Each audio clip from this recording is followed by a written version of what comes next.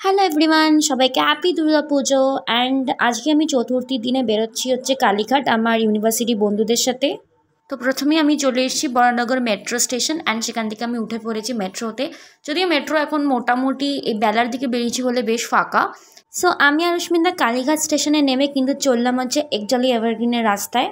তো এখানে আমি মিট করলাম আমার ইউনিভার্সিটির বাকি বন্ধুদের সাথে, অ্যান্ড এভারগ্রিনের ঠাকুরটা দেখি জাস্ট আমাদের মন ভালো হয়ে গেল। দেন আমরা সবাই মিলে চললাম সিঙ্গি পার্কের দিকে, অ্যান্ড সিঙ্গি পার্কের ঠাকুরও অ্যাজ ইউজুয়াল সাবেকি এবং ভীষণই সুন্দর। এরপর আমরা চলে গেলাম গড়িয়াহাটে সেই বিখ্যাত লাইটওয়ালা পুজোতে, অ্যান্ড যদিও দিনের বেলা ছিল বলে লাইট জ্বলছিল না। এরপর আমরা বিভিন্ন রং বেরঙের দোকান দেখতে দেখতে চলে গেলাম হিন্দুস্তান পার্ক সার্বজনীনে।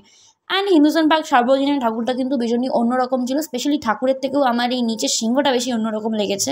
এর পিছনে হিন্দুস্তান তরুণ সংঘ আমাদের গ্রাম বাংলার দৃশ্যটা কিন্তু সুন্দরভাবে ফুটিয়ে তুলেছিল। অ্যান্ড দেন আমরা হেঁটে হেঁটে প্রচণ্ড ক্লান্ত হয়ে চলে এসেছিলাম হাটারিতে। অ্যান্ড হাটারিতে ঢুকে আমরা প্রথমে অর্ডার করেছিলাম crispy chilli baby corn, and then biryani, fried rice and Mongolian chicken কিন্তু আমরা অর্ডার করলাম। এরপর আমরা চলে গেছিলাম ত্রিধারাতে, যেটা পার্সোনালি আমার কিন্তু ভীষণ পছন্দ, অ্যান্ড ত্রিধারা নেভার ডিসঅ্যাপয়েন্টস। এরপর বালিগঞ্জ কালচারালে গিয়ে একটু ঢাকের তালে কোমর দুলিয়ে কিন্তু সোজা আমরা চলে গেলাম বাস ধরে সাউথ সিটি মলে। তো সাউথ সিটি মলে আমি আগে কখনো আসিনি, তোমরা যারা এসেছো তোমরা জানোই যে মলটা এমনিই খুব সুন্দর, অ্যান্ড তার উপর আবার পুজোর মরশুমে সুন্দর করে লাইট দিয়ে সাজিয়েছে, কিন্তু দারুণ লাগছে।